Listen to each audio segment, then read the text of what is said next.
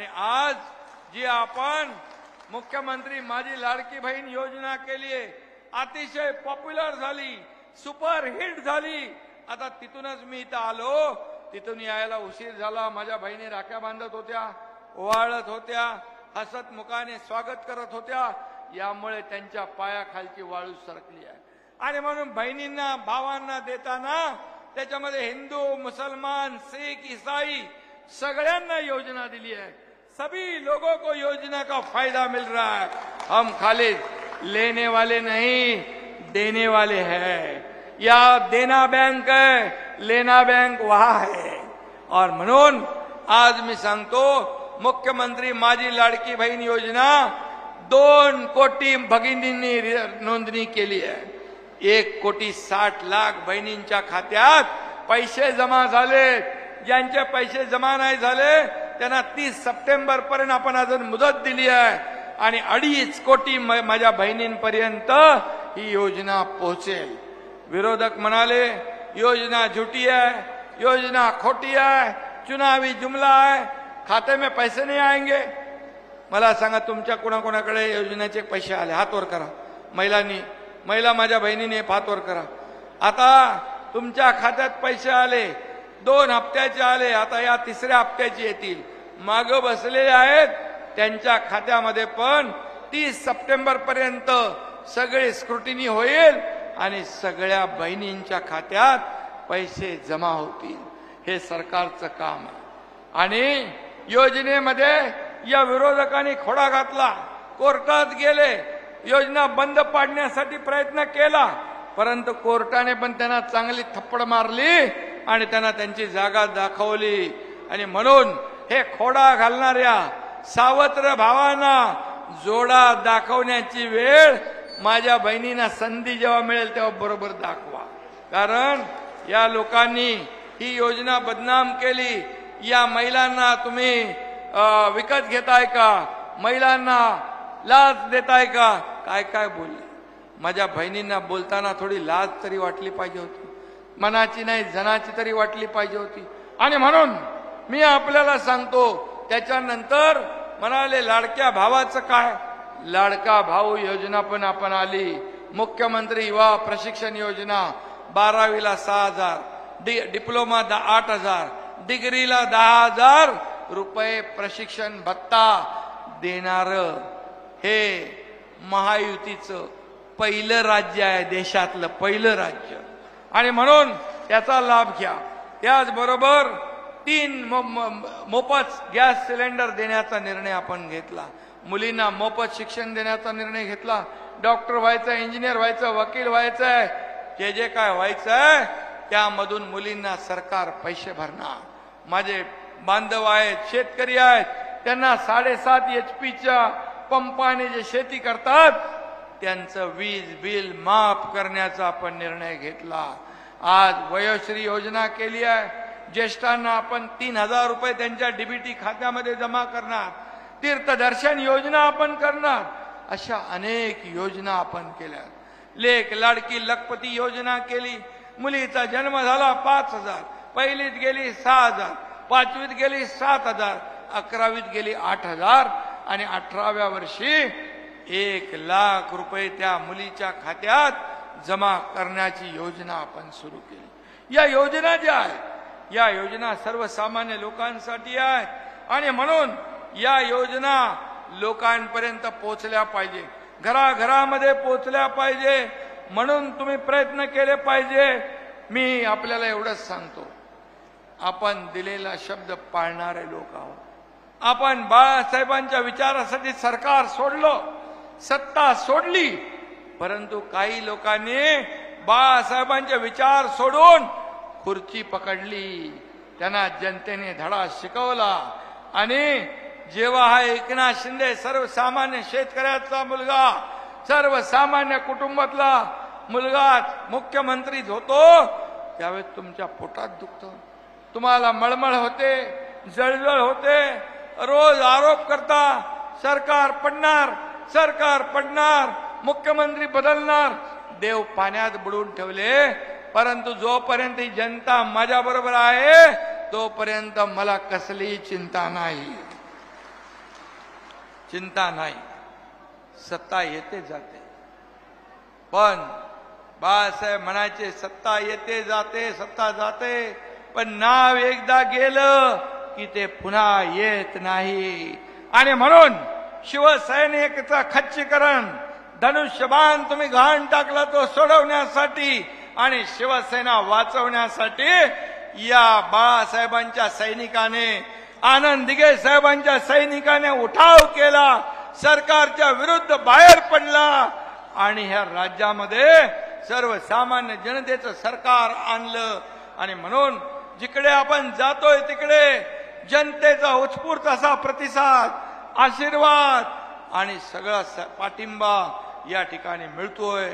आणि म्हणूनच मी आपल्याला एवढंच सांगेन की ही जी काही शेतकऱ्यांची योजना आहे, 6,000 रुपये आपण देतो, 6,000 रुपये मोदीजी देतात, 12,000 रुपये वर्षाला शेतकऱ्याच्या खात्यात जमा करणारं हे पहिलं राज्य आहे. 1 रुपयामध्ये पीक विमा देणारं हे पहिलं राज्य आहे.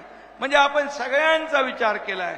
जन्माला आलेल्या मुलीपासून, माझ्या लाडक्या बहिणीपासून, लाडक्या भावापासून, ज्येष्ठापासून, शेतकऱ्यापासून, कामगारांपासून, घरकाम करणाऱ्या माझ्या बहिणीपासून, तिलाही भांडी कुंडी सगळं देणारी एक योजना आहे.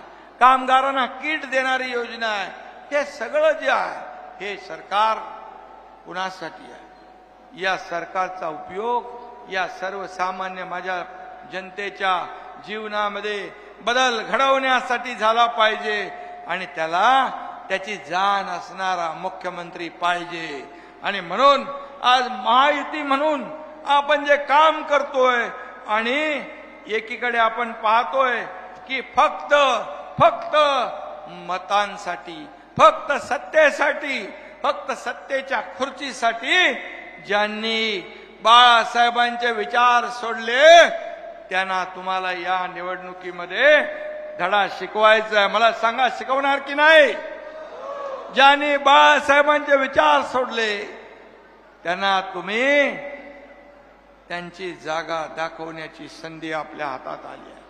लोकसभेला आपण दाखवली आहे. आणि म्हणून आज मी आपल्याला एवढं सांगतो, संविधान बदलणार, संविधान बदलणार, घटना बदलणार, रिझर्वेशन जाणार, अशी बोंबाबोंब करणारे त्यांना मी सांगू इच्छितोय, जब तक सूरज चांद रहेगा बाबा साहेब का संविधान नहीं बदलेगा, बाबा साहेब तेरा नाम नहीं बदलेगा. आणि म्हणून आज आरक्षण बदलणार, आरक्षण जाणार म्हणून खोटं बोलून खोट्याच्या माती गोटा. आणि म्हणून हे निवडणुकीमध्ये आपल्याला दिसेल आपण केलेली कामं लोकांपर्यंत आपण पोचवली पाहिजे. आपण शेतकऱ्यांना मदत केलेली 16,000 कोटी रुपये, अतिवृष्टी, अवकाळी, गारपीट 16,000 कोटी रुपये दिले. आतापर्यंतच्या इतिहासामध्ये आपल्या सरकारने विविध योजना यासाठी 45,000 कोटी रुपये आपण खर्च केले. आणि आता कालच केंद्र सरकारने या ठिकाणी कांदा निर्यातीवरचं किमान शुल्क रद्द करण्याचा निर्णय घेतला, कांदा नियंत्रण मुक्त केला. आणि त्याचबरोबर सोयाबीनचं जे तेल आहे इम्पोर्ट होतं त्याच्यावर इम्पोर्ट ड्युटी वाढवली आहे. त्यामुळे सोयाबीनचा भाव वाढेल, कांद्याचा भाव वाढेल, कापसाचा भाव वाढेल आणि माझ्या शेतकऱ्यांच्या जीवनामध्ये एक आनंदाचे दिवस येतील. आणि म्हणून मी आपल्याला एवढंच सांगतो की गेल्या आठवड्यात मी मुख्यमंत्री माझी लाडकी बहीण कुटुंब भेट या अभियानामध्ये गेलो आणि बऱ्याच माझ्या बहिणींना भेटलो. बहिणी लहान लहान मुलं म्हणाली, बघा आई तुझा भाऊ आलाय. अरे मुख्यमंत्री पदापेक्षा हा भाऊ हा शब्द मला मोठा आहे आणि भाऊ हा शब्द जिव्हाळ्याचा आहे. आणि म्हणून माझ्या संपूर्ण महाराष्ट्रातल्या बहिणी, माझे बाळके भाऊ यांना मी एवढंच सांगतो, हा शब्द देणारा आणि शब्द पाळणारा मुख्यमंत्री आहे.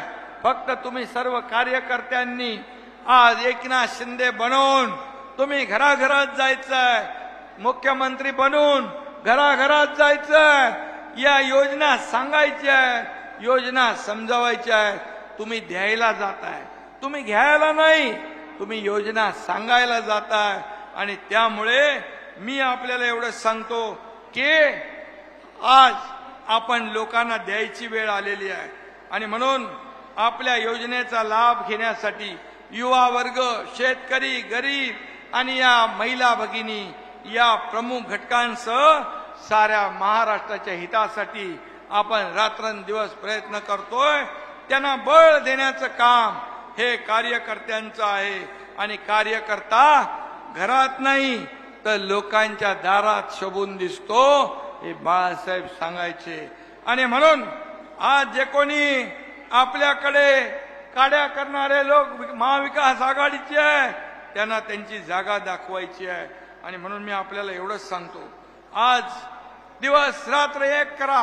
आता मला मगाशी बाहेर आपले मराठा समाजाचे काही तरुण भेटले, त्यांना मी सांगितलं आतापर्यंतच्या इतिहासामध्ये मराठा समाजाला फक्त सत्तेसाठी वापर केला, परंतु या एकनाथ शिंदेने जस्टिस शिंदे कमिटी नेमली, कुणबी प्रमाणपत्राचं वाटप सुरू झालं, आजही सुरू आहे. जाहीर शपथ घेतल्यानंतर विशेष अधिवेशन बोलवलं, 10% आरक्षण दिलं आणि ते आजही टिकलेलं आहे. ओबीसी प्रमाणे सवलती दिल्या, त्याच्यामध्ये अण्णासाहेब पाटील आर्थिक विकास महामंडळाच्या माध्यमातून 1 लाख तरुणांना 15 लाखापर्यंत कर्ज देऊन स्वतःच्या पायावर उभं केलं. त्याचं व्याज आपण भरतो. सारथीमध्ये कोर्सेस वाढवले, हॉस्टेलचं भाडं वाढवलं. हे सगळं करत असताना आणखी मराठा समाजाला खऱ्या अर्थाने न्याय देण्याचं काम करत असताना सरकारने अनेक निर्णय घेतले. 5,000 तरुणांना अधिसंख्य पद करून आपण त्यांना कामावर घेतलं. अगोदरचे सरकार म्हणालं कोर्टात असं होईल तसं होईल, बोले जे व्हायचं ते होऊ दे, परंतु त्यांना कामावर घेण्याचं काम आपल्या सरकारने केलं. इतर कुठल्याही समाजाला त्याचं आरक्षण कमी न करता, अन्याय न करता हे निर्णय आपण घेतले. आणखी देखील जे निर्णय आहे ते देखील आपण सकारात्मक आहोत. परंतु शेवटी कायद्याच्या चौकटीत, कायद्यावर टिकणार, नियमामध्ये बसणार, ह्या सगळ्या गोष्टी ज्या आहेत, कारण या करताना कुणावर अन्याय होता कामा नये आणि आपल्या या मराठा समाजाला न्याय मिळाला पाहिजे, ही भूमिका सरकारची आहे. पण विरोधक त्याचं राजकारण करतायत, भांडवल करतायत, दुटप्पी भूमिका घेतायत. आणि म्हणून दुटप्पी भूमिका नाही, आम्ही जी भूमिका सरकारने काल घेतली आजही तीच आहे, उद्याही तीच राहणार आहे.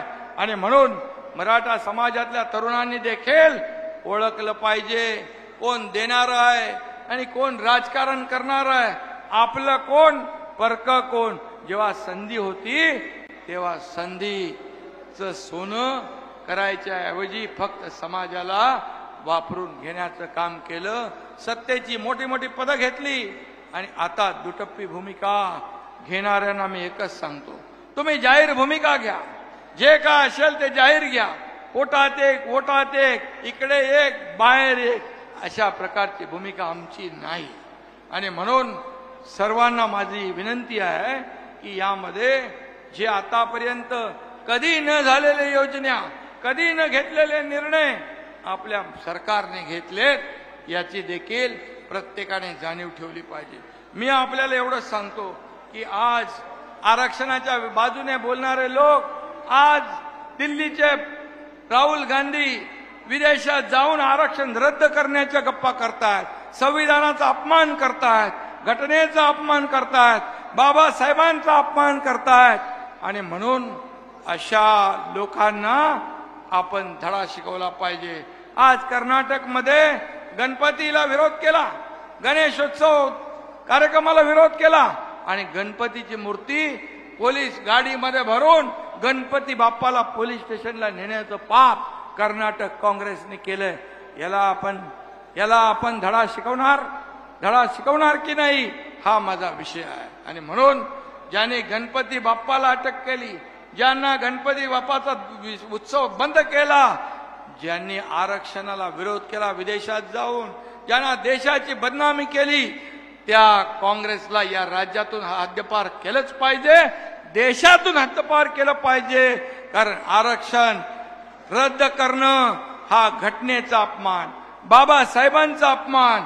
आणि म्हणून मी आपल्याला एवढंच सांगतो, तुम्ही सर्वजण कार्यकर्ते आहात, एकजुटीने आपण उतरायचं आहे. या राज्यामध्ये, या देशामध्ये महिला आपल्या ज्या भगिनी आहेत त्यांच्यासाठी अनेक योजना केंद्र सरकारने केल्या, मोदी साहेबांनी केल्या, शेतकऱ्यांसाठी केल्या.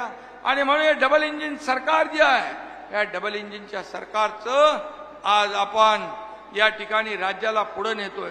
आणि म्हणूनच आज आरोग्यासाठी योजना केली, आपणही केली, केंद्राने केली. यामध्ये सगळ्या जातीपातीच्या लोकांना आपण आतमध्ये घेतलं, कुणालाही वंचित ठेवलं नाही. यामध्ये हा आमचा, तो आमचा, तो परका, तो अमका असं आपण केलं नाही. सर्वांना समान न्याय देण्याचं काम केलं.